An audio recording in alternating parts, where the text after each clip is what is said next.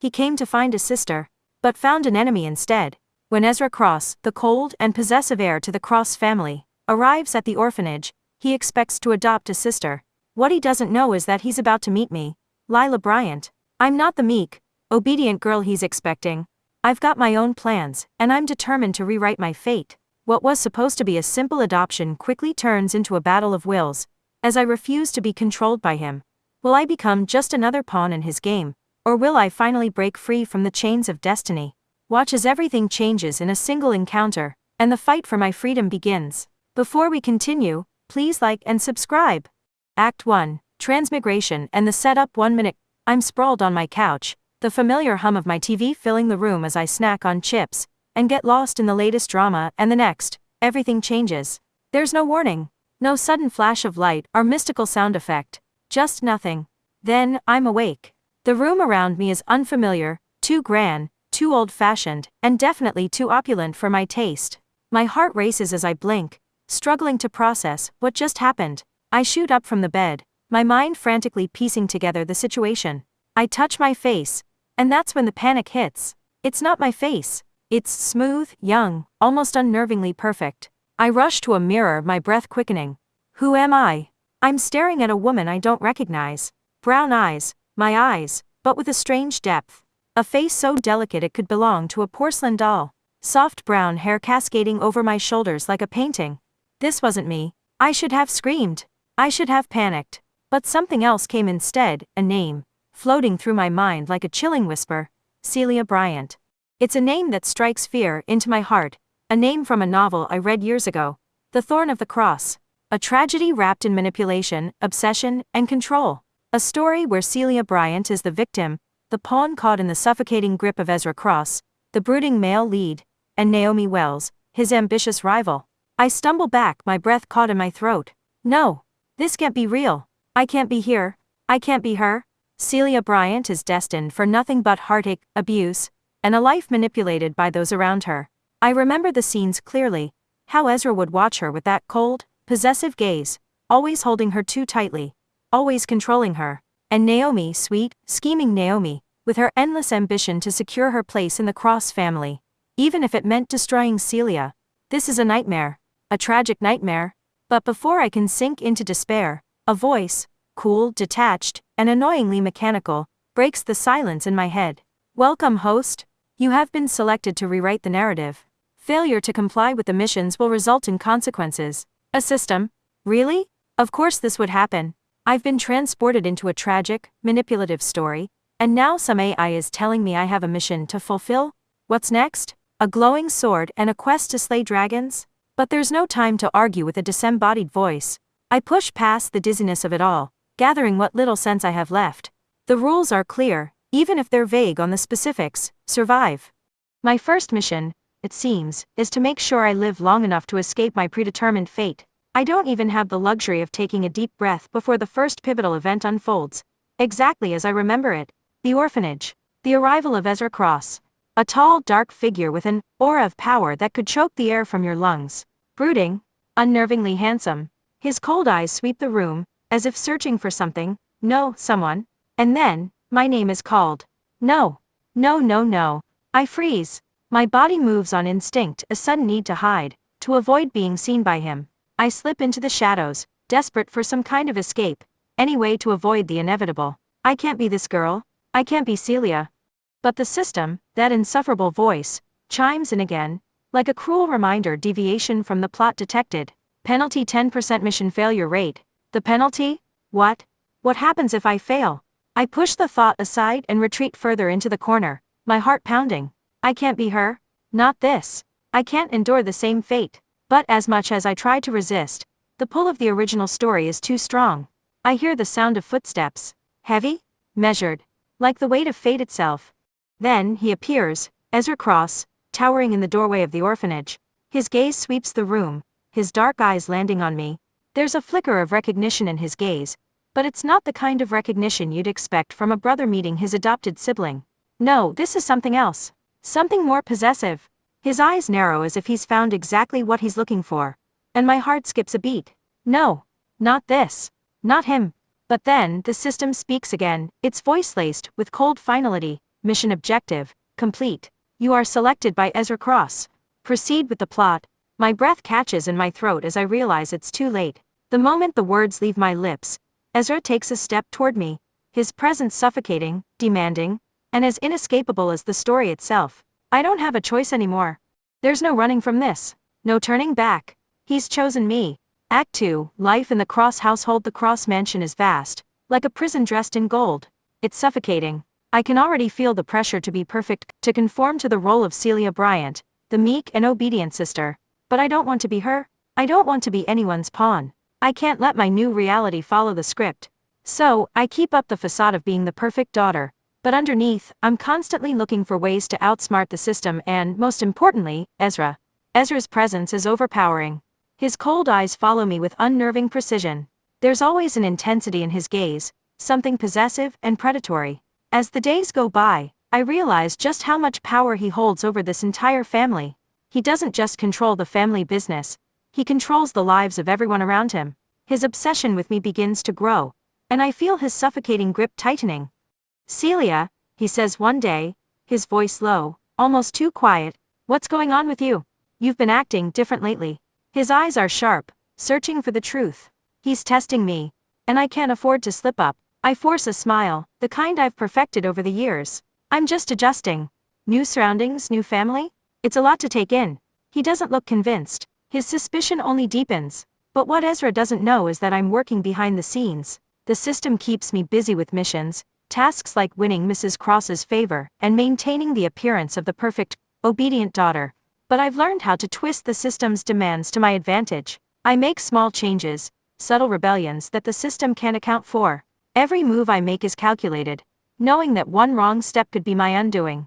The system's next suggestion is to form an alliance with Harper Lane, a character who is barely a footnote in the book. Harper's nothing like the others in the Cross household. She's quiet, overlooked, and dismissed as insignificant. But to me, she's my chance to gain an ally, someone who understands what it's like to be invisible. Harper is wary at first. She doesn't trust me. Who could blame her? I'm a stranger in her world. But as time passes, we find common ground. Together, we begin to uncover the secrets the Cross family has buried, secrets that could change everything. Act 3. Changing the plot. Naomi Wells, Ezra's so-called fated partner, has always been a threat. She's ambitious, ruthless, and willing to do anything to get ahead. Her jealousy toward me is palpable. I can feel her eyes on me at every turn, calculating her next move. The system warns me that Naomi will try to frame me for a petty theft at school. But I'm prepared. I already know how this plays out. I expose Naomi's scheme before it has a chance to take root. The damage is swift and severe. Naomi's reputation is tarnished, and Mrs. Cross, who has always been distant and cold toward me, starts to take notice. I'm no longer just Lila Bryant. I'm a force to be reckoned with. But I can't let my guard down. Naomi will be back, and she'll be more dangerous than ever. Ezra, on the other hand, is growing more obsessed. His feelings for me are far more intense than I ever imagined. He's not just protective, he's possessive, willing to go to any lengths to keep me by his side. The more I resist him, the more he pulls me in. It's a twisted game of cat and mouse, but I won't let him win. The system reveals a crucial piece of information. If I can gain enough financial independence by my 18th birthday, I can sever my ties to the Cross family and escape. The catch? Altering the plot could destabilize the entire narrative, and the consequences could be disastrous. But I'm willing to take the risk. I don't care what it costs me. I'll do whatever it takes to escape the grip of fate. Act 4, The struggle for freedom. I start to play the game. But this time, I'm in control. I manipulate Ezra, feeding into his obsession, pretending to be the fragile, dependent Celia he thinks he knows. I convince him to transfer my inheritance early, under the guise of wanting to start my own business. Every move I make is designed to secure my freedom. I can feel the weight of every decision, every moment of hesitation. But Naomi isn't finished with me yet. She discovers my plans and tries to expose me as a fraud. However, with Harper's help, I turn the tables. I reveal Naomi's own secrets to the public, and she's quickly discarded by the Cross family. Her ambition has finally caught up with her. As Harper gains confidence, she becomes a key player in my plan. Together, we confront the bullies in our lives, people who have always underestimated us. With each victory, I feel more powerful, more in control of my own fate. Act 5, Revenge and Liberation. The day of my 18th birthday has finally arrived. I stand in front of the full-length mirror in my room, the reflection staring back at me like a stranger. Except, unlike the terrified woman I was when I first arrived in this world, the woman in the mirror today is someone different, stronger, more confident. I've spent years, countless hours, and sacrificed so much to get here. I ran through every possible scenario in my mind. The final showdown with Ezra, Naomi's inevitable downfall, the twisted game that's been playing out in my life. It's almost surreal that this day has come, the day when the power I've carefully built and claimed will finally set me free. I look down at the papers on my desk, official documents, signed and sealed, severing all my legal ties to the Cross family. I did it. I'm no longer Celia Bryant. I'm Lila Bryant, a name I've chosen, a name that belongs to someone who refused to be controlled. The system's voice rings in my head, congratulating me on completing its missions, but there's no time for celebration. Not yet. I've fought too hard for too long to let myself relax. Mission complete, financial independence achieved. Legal separation successful. But just as the words echo in my mind, a knock at my door sends a shiver down my spine. I don't need to ask who it is. I know. Ezra. He enters without waiting for an invitation, and when I turn to face him, I'm struck once again by how imposing he is. Tall, broad-shouldered, his usual air of control more oppressive than ever. But today, there's something different in his eyes, something darker. Desperation? He's been waiting for this moment, hoping against hope that I'd never reach this point. His voice is low, barely a whisper, but there's an edge to it that makes the hairs on the back of my neck stand up. Lila, please, don't do this. His gaze locks onto mine, intense, and filled with a pleading I didn't expect. I will do anything for you. Everything. Just don't leave me. You belong here. With me. I feel the weight of his words, his desperation to keep me in his world, to maintain control over me. He's willing to give up everything, his wealth, his power, his family, for me. He offers me everything. But I know the truth beneath his words. It's not love. It's possession. I've felt it for years. His controlling, obsessive need to own me.